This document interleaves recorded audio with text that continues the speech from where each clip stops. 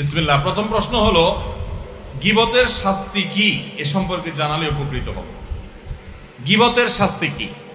গীবতের পরিচয় জানেন তো আপনারা? যেটা আমাদের কাছে এখন ঘি ভাত হয়ে গেছে, সেটা হলো আসলে কি? গীবত। নবী করিম সাল্লাল্লাহু আলাইহি সাল্লাম বলেছেন, আতাদরুনা মাল গীবা? তোমরা কি জানো গীবত কাকে বলে, গীবতের পরিচয় কি? তখন সাহাবায়ে কেরাম বলেছেন,